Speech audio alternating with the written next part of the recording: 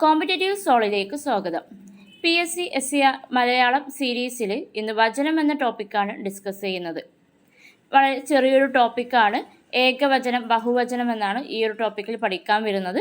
ഈ ഒരൊറ്റ വീഡിയോയിലൂടെ നമുക്ക് ഈ ഒരു ടോപ്പിക്ക് മുഴുവനാക്കാം.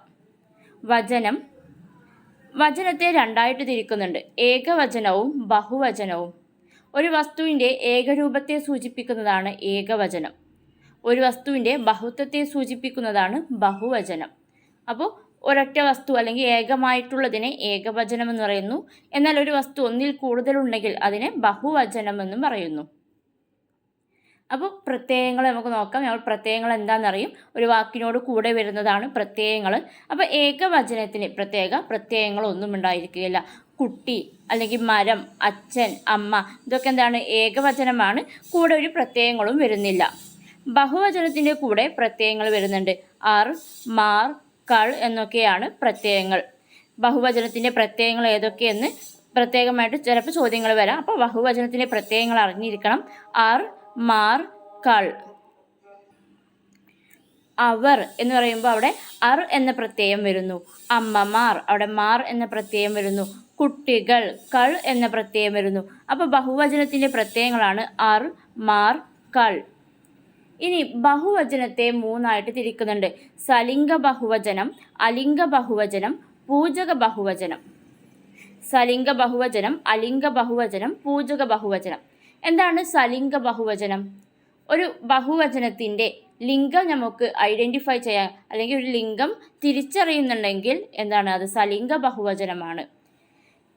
ഒരു ബഹുവചനത്തിൻ്റെ ലിംഗം തിരിച്ചറിയാൻ കഴിയുന്നില്ലെങ്കിൽ അതാണ് അലിംഗ ബഹുവചനം. ദെൻ പൂജക ബഹുവചനം എന്ന് പറയുന്നത് ബഹുമാനത്തോടെ പറയുന്ന ബഹുവചന രൂപത്തെയാണ് പൂജക ബഹുവചനം എന്ന് പറയുന്നത്. അപ്പോൾ സലിംഗം എന്ന് പറയുന്നത് ലിംഗത്തെ നമുക്ക് തിരിച്ചറിയാൻ കഴിയുന്നുണ്ടെങ്കിൽ സലിംഗ ബഹുവചനം. നമ്മൾ ലിംഗം എന്ന ടോപ്പിക്ക് കഴിഞ്ഞ ഭാഗത്ത് പഠിച്ചതാണ്. ലിംഗങ്ങൾ ഏതൊക്കെയാണുള്ളത്? സ്ത്രീലിംഗമുണ്ട്, പുല്ലിംഗമുണ്ട്, നപുംസകലിംഗമുണ്ട്. അപ്പോൾ ഒരു ബഹുവചനം തന്നാൽ അത് പുല്ലിംഗമാണ് അല്ലെങ്കിൽ സ്ത്രീലിംഗമാണ് അല്ലെങ്കിൽ നപുംസകലിംഗമാണ് എന്ന് തിരിച്ചറിയാൻ കഴിയുന്നുണ്ടെങ്കിൽ അത് സലിംഗ ബഹുവചനമാണ്. ഇനി ഇത് ലിംഗം തിരിച്ചറിയാൻ കഴിഞ്ഞില്ലെങ്കിൽ അത് അലിംഗ ബഹുവചനമാണ്. അതുപോലെ പൂജക ബഹുവചനം എന്ന് പറയുന്നത് ഒരു വ്യക്തിയെ അല്ലെങ്കിൽ ഒരു വ്യക്തിയെ ബഹുവചന രൂപത്തോടെ അതിനെ റെസ്പെക്റ്റ് ചെയ്തുകൊണ്ട് ബഹുമാനം കാണിക്കാൻ വേണ്ടി ബഹുവചന രൂപത്തിൽ പറയുന്നതാണ് പൂജക ബഹുവചനം. അതായത് താങ്കൾ എന്ന് പറയുന്നത് എന്താണ്? താങ്കൾ എന്ന് പറയുന്നത് ഒരു വ്യക്തിയെയാണ് പറയുന്നത്, പക്ഷെ ബഹുവചന രൂപമാണ്. അതുകൊണ്ട് തന്നെയാണ് ഇത് പൂജക ബഹുവചനമാണ്. അപ്പോൾ നമുക്ക് ഇതിൻ്റെ ഉദാഹരണങ്ങൾ പഠിക്കാം. ഉദാഹരണങ്ങൾ വെച്ചിട്ടാണ് ക്വസ്റ്റ്യൻസ് വരാറുള്ളത്. 4 ഉദാഹരണങ്ങൾ തന്നിട്ട് ഇതിൽ സലിംഗം ഏത്, അലിംഗം ഏത്, പൂജകം ഏത് എന്നൊക്കെ ചോദിക്കാം. അപ്പോൾ ഉദാഹരണങ്ങൾ കൂടുതൽ പരിചയപ്പെടാം.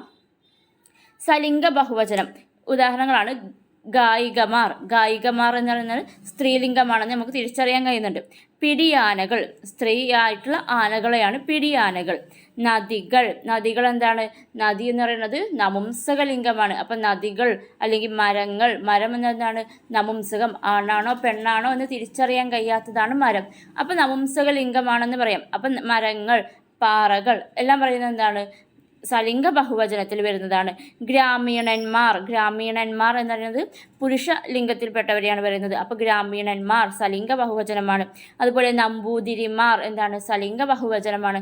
നമ്പൂതിരി എന്താണ്? പുല്ലിംഗമാണ്. സ്ത്രീലിംഗം നമുക്കറിയാം, മന്ദർജനം എന്നാണ് വരുന്നത്. അപ്പോൾ നമ്പൂതിരിമാർ എന്ന് പറയുന്നത് സലിംഗ ബഹുവചനമാണ്. അപ്പോൾ കൃത്യമായിട്ട് നപുംസകലിംഗം എന്താണെന്ന് കൃത്യമായിട്ടുള്ള ബോധം വേണം. അതുപോലെ പുല്ലിംഗം, സ്ത്രീലിംഗം. അപ്പോൾ ഈ പുല്ലിംഗം, സ്ത്രീലിംഗം അല്ലെങ്കിൽ നപുംസകലിംഗത്തിൽ വരുന്ന ബഹുവചനങ്ങളെല്ലാം സലിംഗ ബഹുവചനത്തിൽ ഉൾപ്പെടുന്നു. ദെൻ അലിംഗ ബഹുവചനം. കുട്ടികൾ എന്ന് പറയുന്നത് ആൺകുട്ടിയാണോ പെൺകുട്ടിയാണോ അല്ലെങ്കിൽ ആൺകുട്ടിയാണോ പെൺകുട്ടി അല്ലെങ്കിൽ അതേഴ്സിൽ പെടുന്നതാണോ എന്ന് നമുക്ക് തിരിച്ചറിയാൻ കഴിയുന്നില്ല. അപ്പോൾ കുട്ടികൾ എന്താണ്? അലിംഗ ബഹുവചനത്തിൽ പെടുന്നതാണ്. മൃഗങ്ങൾ, അത് പുല്ലിംഗമാണോ സ്ത്രീലിംഗമാണോ എന്ന് കണ്ടെത്താൻ കഴിയില്ല. മടിയർ എന്താണ്? അറിയുന്നത് മടിയുള്ളത് അത് മടിച്ചികൾ എന്നാണ് എന്ത് പറയുന്നത്? സ്ത്രീലിംഗമാണെങ്കിൽ. മടിയന്മാർ എന്നാണ് പുല്ലിംഗമാണെങ്കിൽ. അപ്പോൾ മടിയർ എന്താണ്? കോമൺ ആയിട്ട് പറയുന്നതാണ്. സോ ഇത് അലിംഗ ബഹുവചനമാണ്. അതുപോലെ ബ്രാഹ്മണർ, സ്ത്രീയാണോ സ്ത്രീയാണോ പുരുഷനാണോ എന്ന് പറയുന്നില്ല. ബ്രാഹ്മണർ, അപ്പോൾ അലിംഗ ബഹുവചനമാണ്. അതുപോലെ ക്ഷത്രിയർ, മുക്കുവർ, എന്താണ് ഇവരെല്ലാം അലിംഗ ബഹുവചനത്തിൽപ്പെടുന്നതാണ്.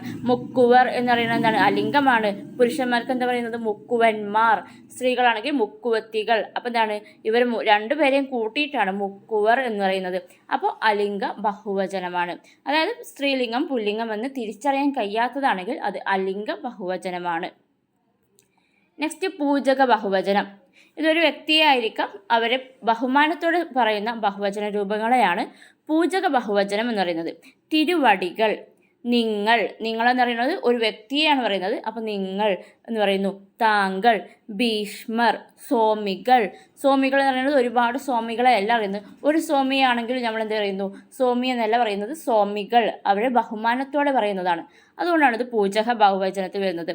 ശങ്കരാചാര്യർ, തമ്പ്രാക്കൾ, ദ്രോണർ, ഇതൊക്കെ എന്താണ് പൂജക ബഹുവചനത്തിൽ വരുന്നതാണ്.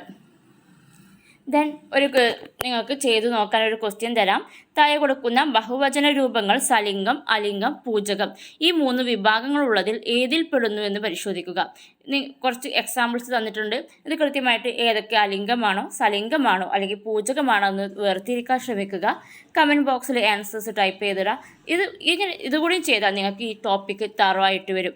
അപ്പോൾ തന്നിട്ടുള്ളത് ശിശുക്കൾ, തമ്പുരാക്കൾ, താങ്കൾ, മക്കൾ, കുരുക്കൾ, വൈശ്യർ, അവർ, അവർകൾ, വാര്യർ, നമ്പൂരാർ, മഹാദേവർ, വാദ്യാർ, സോമിയാർ, ദമ്പതിമാർ, ജ്യേഷ്ഠത്തിമാർ, പണ്ഡിതന്മാർ, ഭാഗ്യന്മാർ.